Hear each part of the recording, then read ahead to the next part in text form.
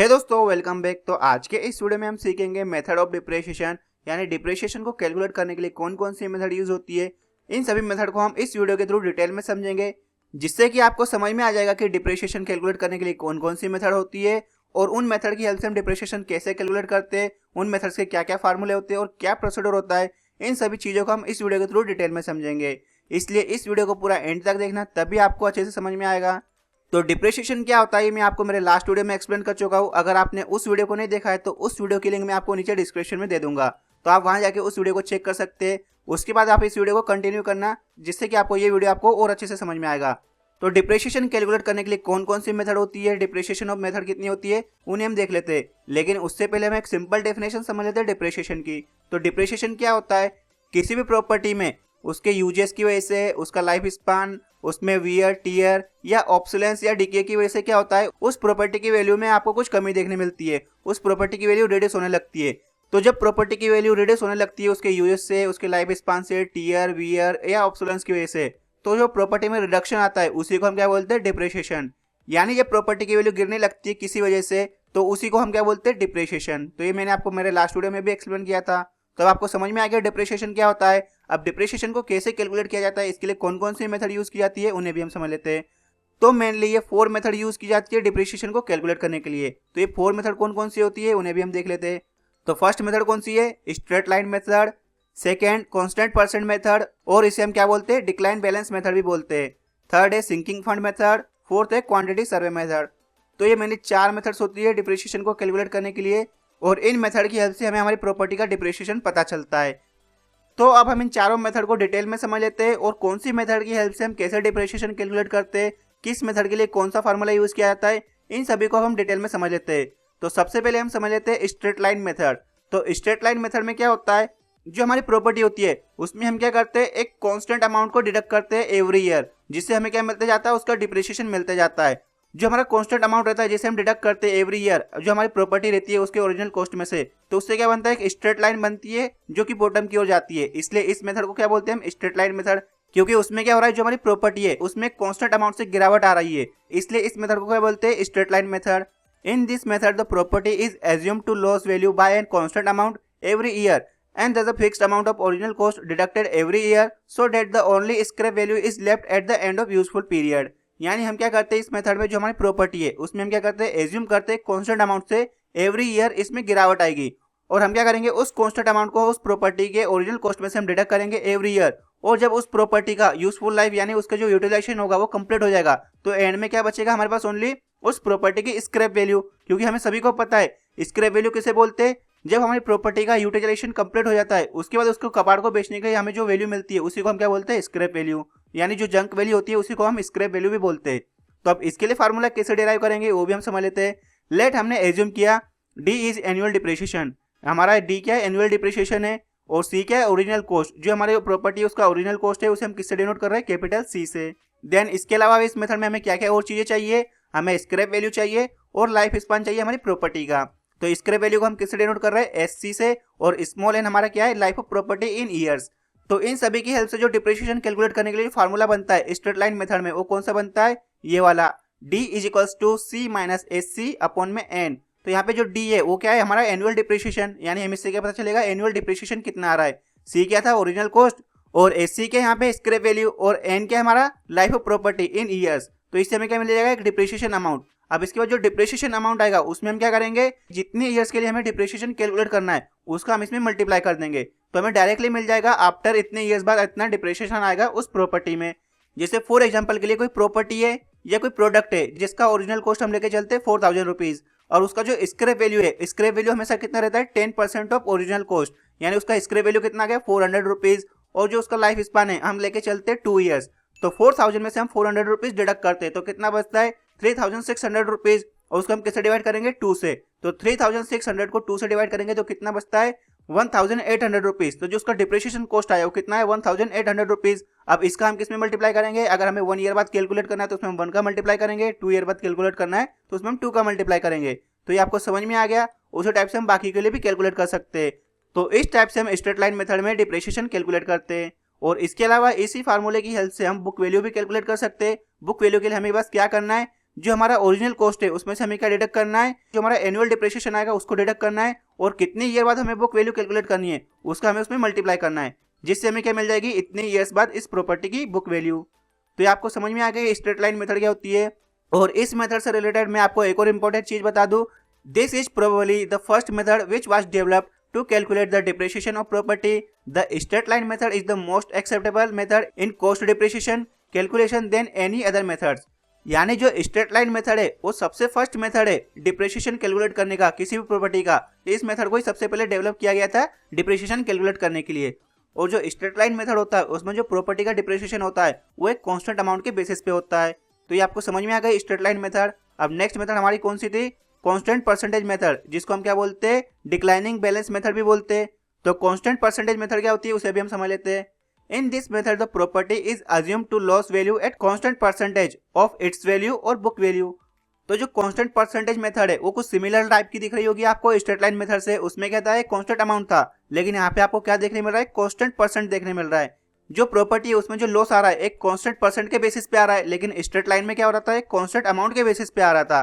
तो इसमें क्या करते हैं हम, इसमें डिप्रिसिएशन कैसे कैलकुलेट करते हैं, इसमें हम क्या करते हैं, जो हमारे बिल्डिंग का ओरिजिनल कॉस्ट रहेगा या प्रॉपर्टी का जो ओरिजिनल कॉस्ट रहेगा उसमें हम क्या करेंगे, जो हमारा कांस्टेंट परसेंट रहेगा जिसके बेसिस पे क्या आ रहा है, डिप्रिसिएशन आ रहा है, उसका हम किसमें मल्टीप्लाई करेंगे, जो हमारे बिल्डिंग का ओरिजिनल कॉस्ट है उसमें उसका मल्टीप्लाई करेंगे। और उसके बाद जो हमारे पास वैल्यू आएगी उसको हम किसमें से डिडक्ट कर देंगे, जो हमारे बिल्डिंग का ओरिजिनल कॉस्ट था उसमें से हम उसको डिडक्ट कर देंगे, जिससे हमें मिल जाएगा उस प्रॉपर्टी का डिप्रिसिएशन कॉस्ट। जैसे फॉर एग्जाम्पल के लिए हमारी कोई प्रॉपर्टी है या कोई प्रोडक्ट है जिसका ओरिजिनल कॉस्ट है 1000 रुपीज, और उसमें हम क्या करते हैं 10% उसका कांस्टेंट परसेंटेज लेके चलते हैं डिप्रिसिएशन का।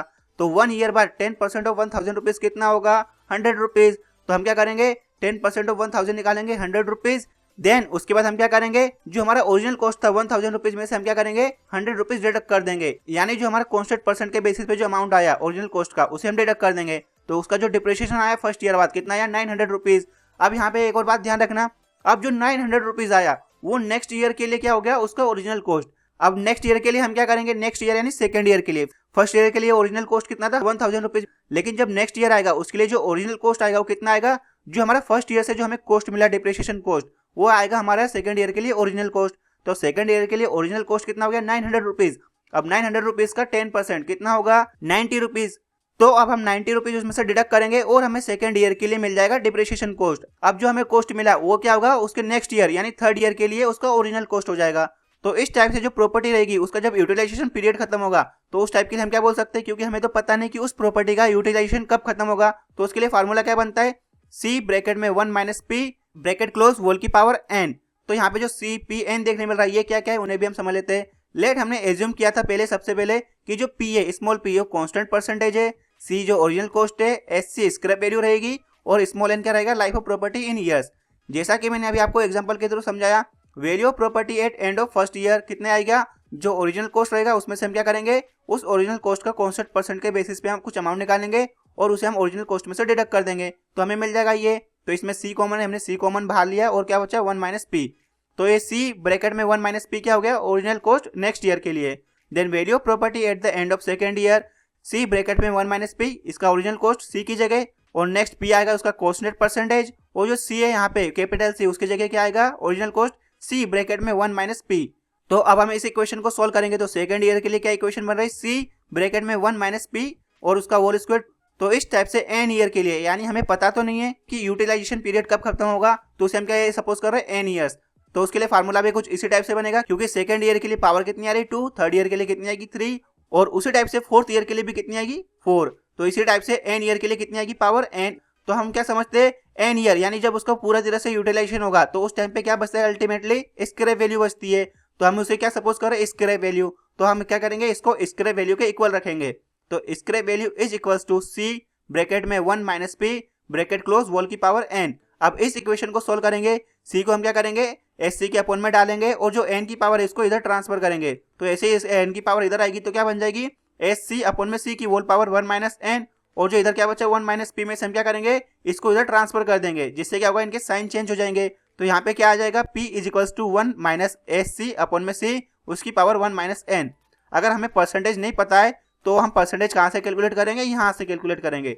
और अगर हमें परसेंटेज गिवन है तो हम क्या करेंगे original cost minus percentage into original cost और हमें उस टाइप से हमें फर्स्ट ईयर, सेकंड ईयर और थर्ड ईयर के लिए हमें उसका प्रॉपर्टी की वैल्यू मिलती जाएगी उसके एंड टाइम बाद।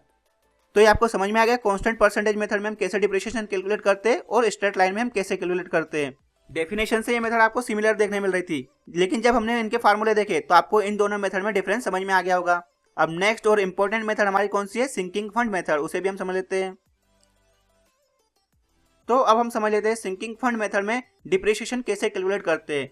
तो in this method the depreciation of property is assumed to be equal to the annual sinking fund plus the interest on the sinking fund for that year. यानी इस method में हम क्या करते हैं, डिप्रिसिएशन कैसे कैलकुलेट करते हैं, कोई हमारी प्रॉपर्टी है जिसके लिए हमने कोई सिंकिंग फंड बना के रखा हुआ है, तो उसके लिए जो एनुअल सिंकिंग फंड आएगा प्लस उस सिंकिंग फंड पे जो हमें इंटरेस्ट मिल रहा है उसको हमें ऐड करेंगे और उसको हम क्या करेंगे, जो हमारा ओरिजिनल कॉस्ट रहेगा उसमें से हम डिडक्ट कर देंगे, तो हमें मिल जाएगा उसका डिप्रिसिएशन अमाउंट। यानी क्या करेंगे, जो हमारा ओरिजिनल सिंकिंग फंड अमाउंट है एनुअली, उसमें हम क्या ऐड करेंगे, जो हम सिंकिंग फंड पे जो इंटरेस्ट मिल रहा है उसको हम ऐड करेंगे, तो आ गया हमारा टोटल डिप्रिसिएशन कॉस्ट, और उसे हम क्या करेंगे, जो हमारा ओरिजिनल कॉस्ट है उसमें से हम डिडक्ट कर देंगे। जैसे फॉर एग्जांपल के लिए हमारी कोई प्रॉपर्टी है, उसका जो एनुअल सिंकिंग फंड है वो कितना है 500 रुपीज, और उस पर हमें इंटरेस्ट मिलता है 50 रुपीज, तो इंटरेस्ट कितना मिला 50 रुपीज, और जो उसका सिंकिंग फंड अमाउंट था एनुअल इंस्टॉलमेंट का कितना था 500 रुपीज, प्लस जो उस पर इंटरेस्ट मिला 50 रुपीज, तो हम डिप्रिसिएशन कैसे करेंगे, 500 प्लस 50 यानी 550 रुपीज, और जो ओरिजिनल कॉस्ट है उसमें से हम क्या करेंगे 550 रुपीज माइनस करेंगे। तो ये आपको समझ में आया सिंकिंग फंड मेथड की हेल्प से हम कैसे डिप्रिसिएशन कैलकुलेट करते हैं। तो अब हम इसको अच्छे से समझ लेते हैं। If A is annual sinking fund, हम एज्यूम करके चलते हैं कि A is annual sinking fund है। अब उस पर जो इंटरेस्ट मिलेगा उसको हम क्या एज्यूम करके चल रहे हैं, ए बी सी एटसेट्रा, ये आ गए उस पर सिंकिंग फंड पे मिलने वाले इंटरेस्ट 1 ईयर 2 ईयर 3 ईयर्स के लिए। And C is original cost, यानी जो हमारी प्रॉपर्टी उसका ओरिजिनल कॉस्ट क्या है सी, तो उसके लिए हम कैसे डिप्रिसिएशन अमाउंट कैलकुलेट करेंगे, तो उसके लिए मेनली आपको 4 कॉलम बनाने पड़ेंगे। इन 4 कॉलम्स के अंदर ही आपको पूरा सॉल्व करना पड़ेगा। फर्स्ट कॉलम आएगा eight the end of year, यानी जो हमारा फर्स्ट ईयर रहेगा, second year, third year, fourth year जो भी रहेगा, और second depreciation for the year, उस ईयर के लिए क्या डिप्रिसिएशन आया, देन टोटल डिप्रिसिएशन। अब टोटल डिप्रिसिएशन क्यों आ रहा है, क्योंकि इसमें हम क्या करते हैं, जो हमारा फर्स्ट ईयर का डिप्रिसिएशन आएगा वो वैसा का वैसा रहेगा, लेकिन जो उसके नेक्स्ट ईयर सेकंड ईयर में जो डिप्रिसिएशन आएगा उसको तो ऐड करना ही करना है, लेकिन जो हमारा लास्ट ईयर का डिप्रिसिएशन था उसे भी हम इसमें ऐड करेंगे, और जो ओरिजिनल कॉस्ट था उसमें से हम डिडक्ट करेंगे। तो ये आपको समझ में आया। और जो सबसे लास्ट कॉलम रहेगा वो कौन सा रहेगा, बुक वैल्यू का। तो अब हम देख लेते हैं इस एग्जांपल के बेसिस पे जो हमने एज्यूम किया था। तो फर्स्ट ईयर के लिए हम क्या कर रहे हैं, सिंकिंग फंड अमाउंट जमा कर रहे हैं। अब फर्स्ट ईयर में हमें कोई इंटरेस्ट नहीं मिलेगा, उस पर मिलने वाला इंटरेस्ट कितना हो गया 0, यानी a प्लस 0 कितना आएगा, a ही आएगा, तो टोटल डिप्रिसिएशन अमाउंट कितना हो गया a। अब बुक वैल्यू कैसे मिलेगी, ओरिजिनल कॉस्ट माइनस डिप्रिसिएशन, यानी c क्या था हमारा ओरिजिनल कॉस्ट, और डिप्रिसिएशन हमारा कितना है फर्स्ट ईयर के लिए a, तो हम क्या लिखेंगे c माइनस a। ये आ गया हमारा फर्स्ट ईयर के लिए। उसी टाइप से सेकंड ईयर के लिए, अब सेकंड ईयर पे हमें क्या मिलेगा, इंटरेस्ट मिलेगा। तो यहाँ पे जो सिंकिंग फंड अमाउंट था वो कितना है a, प्लस यहाँ पे उस पर मिलने वाला इंटरेस्ट क्या है, अब a है सेकंड ईयर के लिए, तो उसे हम इसमें ऐड करेंगे, प्लस जो हमने लास्ट ईयर का डिप्रिसिएशन था उसे भी हम इसमें ऐड करेंगे, तो टोटल डिप्रिसिएशन कितना आएगा 2a प्लस a। अब हम क्या करेंगे, ओरिजिनल कॉस्ट में से इसको डिडक्ट कर देंगे, तो हमें मिल जाएगा सेकंड ईयर के लिए डिप्रिसिएशन कॉस्ट। उसी टाइप से थर्ड ईयर के लिए, अब थर्ड ईयर में जो हमें इंटरेस्ट मिला वो कितना मिला, b मिला। जैसे फॉर एग्जांपल के लिए हमें फर्स्ट ईयर में 50 रुपये मिला, थर्ड ईयर में हमें 100 रुपीज मिला, एंड फोर्थ ईयर में हमें 150 रुपये मिला। उस टाइप से ये चल रहा है। इनको मैं आपको वेरिएबल के थ्रू समझा रहा हूँ। तो थर्ड ईयर के लिए जो इंटरेस्ट आया वो कितना है b, और जो उसका सिंकिंग फंड अमाउंट है वो कितना a है, तो उसका टोटल अमाउंट कितना आया उस ईयर का डिप्रिसिएशन a प्लस b। लेकिन हम क्या करते, जो लास्ट ईयर का डिप्रिसिएशन आया उन्हें भी हम ऐड करते, तो इसमें second year plus first year दोनों का डिप्रिसिएशन भी इसमें ऐड करेंगे हम, तो उसका टोटल डिप्रिसिएशन कितना आएगा थर्ड ईयर के लिए 3a plus a plus b। तो बुक वैल्यू कितनी आई, original cost minus total depreciation. उसी टाइप से फोर्थ ईयर के लिए सिंकिंग फंड अमाउंट कितना है a, उस पर मिलने वाला इंटरेस्ट कितना था c, उन दोनों का टोटल सम करेंगे हमें मिल जाएगा डिप्रिसिएशन फोर्थ ईयर के लिए। लेकिन टोटल डिप्रिसिएशन कैसे मिलेगा, fourth year plus third year plus second year plus first year, इन सभी के टोटल डिप्रिसिएशन कॉस्ट को हम ऐड करेंगे जब हमें मिलेगा टोटल डिप्रिसिएशन कॉस्ट उस ईयर के लिए। तो टोटल डिप्रिसिएशन कॉस्ट कितना है फोर्थ ईयर के एंड में 4a plus a plus b plus c, और उसे हम क्या करेंगे, जो हमारा ओरिजिनल कॉस्ट था उसमें से हम इसे डिडक्ट करेंगे, तो हमें मिल जाएगी उस ईयर की बुक वैल्यू। तो ये आपको समझ में आया सिंकिंग फंड मेथड में हम कैसे डिप्रिसिएशन कैलकुलेट करते हैं। तो यहाँ पे जो ए बी सी है, यानी सिंकिंग फंड पे मिलने वाला इंटरेस्ट वो चेंज होते जाएगा हर ईयर के लिए, तो उनको हम कैसे कैलकुलेट करेंगे उसे भी हम समझ लेते हैं। तो हमें कुछ रेट ऑफ इंटरेस्ट गिवन होगा। अब जो हमें रेट ऑफ इंटरेस्ट गिवन होगा उसकी हेल्प से हम क्या निकालेंगे, जो हमारे टोटल ईयर है सिंकिंग फंड अमाउंट के लिए उसके लिए हम निकालेंगे सिंकिंग फंड का कोफिशिएंट, प्लस जो हमारे पर्टिकुलर ईयर आएंगे जैसे 1 ईयर 2 ईयर 3 ईयर जितने भी हमारे ईयर्स आएंगे उनके लिए भी हम क्या करेंगे, उनके लिए भी हम कोफिशिएंट कैलकुलेट करेंगे, और आखिर में क्या करेंगे, उन दोनों कोफिशिएंट का आपस में मल्टीप्लाई करेंगे, जिससे हमें मिलेगा रेट ऑफ इंटरेस्ट, और उस रेट ऑफ इंटरेस्ट का हम किस में मल्टीप्लाई करेंगे, डिप्रिसिएशन में, जब मिल जाएगा हमें डिप्रिसिएशन। तो इसे हम कैसे कैलकुलेट करेंगे, यहाँ पे हमें क्वेश्चन में कुछ ना कुछ परसेंटेज गिवन होगा रेट ऑफ इंटरेस्ट, उसके बेसिस पे हम क्या निकालेंगे आईसी। आईसी क्या है? Sinking fund coefficient. उसका फार्मूला क्या होता है? आई अपॉन में 1 प्लस आई की पावर n माइनस 1। और नेक्स्ट क्या होता है? ए क्या होगा? सिंकिंग फंड कोफिशिएंट उस पर्टिकुलर ईयर के लिए, यानी सेकंड ईयर के लिए, थर्ड ईयर के लिए, फोर्थ ईयर के लिए। और जो आईसी आएगा ये टोटल ईयर के लिए आएगा। अगर हमें 25 ईयर्स के लिए बोला जाए, यहाँ पे जो एन आएगा यहाँ पे 25 लिखना है। और यहाँ पे ए के टाइम में ध्यान देना, अगर हम सेकंड ईयर के लिए निकाल रहे हैं तो यहाँ पे हम सेकंड लिखेंगे एन की जगह, फर्स्ट के लिए निकाल रहे हैं तो फर्स्ट लिखेंगे, थर्ड के लिए निकाल रहे हैं तो थर्ड लिखेंगे। तो ये बात पे थोड़ा अटेंशन रखना आप। तो ए कैसे कैलकुलेट होगा, इसका फार्मूला थोड़ा चेंज हो जाता है। इसमें इसका फार्मूला इन्वर्टेड या रेसिप्रोकल देखने मिलेगा आपको। तो इसका फार्मूला क्या हो गया? ए ब्रैकेट में 1 प्लस आई ब्रैकेट क्लोज होल की पावर n माइनस 1 अपॉन में आई। यहाँ पे आई क्या आएगा? Rate of interest. यहाँ पे जो रेट ऑफ इंटरेस्ट आएगा वो दोनों जगह सेम आएगा, बस चेंज क्या होगा? एन की वैल्यू। जो आईसी आएगा यानी कोफिशिएंट ऑफ सिंकिंग फंड, वो आएगा टोटल ईयर्स के लिए, लेकिन जो ए आएगा वो आएगा उस पर्टिकुलर ईयर के लिए जिसमें हमें डिप्रिसिएशन का रेट कैलकुलेट करना है। तो आपको समझ में आ गया। अब इन दोनों कोफिशिएंट की वैल्यू कैलकुलेट करने के बाद हम क्या करते हैं? रेट ऑफ डिप्रिसिएशन कैलकुलेट करते हैं। उसका फार्मूला क्या है? ब्रैकेट में IC into A bracket close into 100। यहाँ पे मिल जाएगा रेट ऑफ डिप्रिसिएशन। और उसके बाद हम क्या करते हैं? डिप्रिसिएशन कैलकुलेट करते हैं। तो डिप्रिसिएशन क्या होता है? सी माइनस एस सी, यानी original cost minus scrap value. Scrap value कितनी होती है? 10% ऑफ ओरिजिनल कॉस्ट। तो यहाँ से हमें मिल जाएगा डिप्रिसिएशन। तो टोटल डिप्रिसिएशन कितना आएगा वो कैसे मिलेगा? उसका फार्मूला क्या बन गया? Total depreciation is equals to rate of depreciation into depreciation. Rate of depreciation हमें यहाँ से मिला और डिप्रिसिएशन हमें यहाँ से मिला। तो ये आपको समझ में आ गया टोटल डिप्रिसिएशन कैसे कैलकुलेट करते हैं एवरी ईयर के लिए। और उसके लिए जो चार्ट बनेगा वो कैसे बनेगा वो भी मैंने आपको समझा दिया। तो सिंकिंग फंड मेथड क्या होती है डिप्रिसिएशन को कैलकुलेट करने की, आपको समझ में आ गई। अब सबसे आखिरी मेथड हमारी कौन सी थी? सबसे लास्ट वाली मेथड, क्वांटिटी सर्वे मेथड। तो जो क्वांटिटी सर्वे मेथड होती है उसमें जो डिप्रिसिएशन कैलकुलेट करते हैं वो कौन कैलकुलेट करता है? एक एक्सपीरियंस वैल्यूअर कैलकुलेट करता है उसके अंदर डिप्रिसिएशन। वो क्या करता है? उसके एक्सपीरियंस के बेसिस पे जिस प्रॉपर्टी का डिप्रिसिएशन कैलकुलेट करना है उस प्रॉपर्टी को अच्छे से चेक करेगा, उसकी जांच करेगा, और उसके बेसिस पे क्या करेगा? वो कुछ फिक्स परसेंटेज के बेसिस पे उस प्रॉपर्टी में डिप्रिसिएशन कैलकुलेट करेगा, जो कि उसके एक्सपीरियंस के बेसिस पे होगा। यानी क्या कर रहा है? वो सीधे उसकी क्वांटिटी का सर्वे कर रहा है और उसके एक्सपीरियंस के बेसिस पे वो जो प्रॉपर्टी देख रहा है उसमें क्या खराबी है, उसके बेसिस पे उसका डिप्रिसिएशन निकाल रहा है, प्रेजेंट वैल्यू ऑफ प्रॉपर्टी निकाल रहा है, यानी डिप्रिसिएशन कैलकुलेट कर रहा है। तो इस मेथड को भी हम समझ लेते हैं। This is the most widely used method in practice. In this method the properties is study in detail and extended of physical deterioration work out to calculate the depreciation. Each and every step is based on some logical ground without any relation to some fixed percentage to the cost of the property. By this method, only an experienced valuer can calculate the amount of depreciation and present value of property. यानी जैसा कि मैंने आपको समझाया, इसमें क्या करेंगे? हम ग्राउंड पे जाएंगे, जिस प्रॉपर्टी का हमें वैल्यूएशन करना है उस प्रॉपर्टी की स्टडी हम अच्छे से करेंगे, उसका फिजिकल अपीयरेंस, उसका वियर टियर सब चेक करेंगे हम कि वो प्रॉपर्टी कैसी है। उसके बेसिस पे हम कुछ फिक्स परसेंटेज देंगे उस प्रॉपर्टी के लिए डिप्रिसिएशन के लिए, वो भी विदाउट एनी रिलेशन, यानी उसका कोई रिलेशन नहीं रहेगा। जो उसका जो लुकअप है प्रॉपर्टी का उसके बेसिस पे उसका कोई भी रिलेशन नहीं रहेगा फिक्स परसेंटेज का। प्रॉपर्टी का साइज अगर बिगर है तो उसके लिए ये परसेंटेज आएगा, स्मॉल है तो ये परसेंटेज आएगा, उसका इससे कोई रिलेशन नहीं है। वो किसके बेसिस पे आ रही है? जो एक्सपीरियंस वैल्यूअर है वो उस फिक्स परसेंटेज को दे रहा है उसके सर्वे के बेसिस पे। और ये कौन करता है? ओनली एक्सपीरियंस वैल्यूअर ही कर सकता है इस मेथड को। और इस मेथड से वो डिप्रिसिएशन कॉस्ट कैलकुलेट करेगा और जिससे हमें मिल जाएगी प्रेजेंट वैल्यू ऑफ प्रॉपर्टी। तो ये होती है क्वांटिटी सर्वे मेथड। इसके लिए कोई फार्मूला नहीं है, ये किसके बेसिस पे वर्क करती है? उसके लॉजिकल वर्क, उसके एक्सपीरियंस वर्क पे भी काम करती है, और जो सर्वे करेगा उसके बेसिस पे ही वो उसका डिप्रिसिएशन अमाउंट देगा। तो ये मेन 4 मेथड्स होती है डिप्रिसिएशन कैलकुलेट करने की।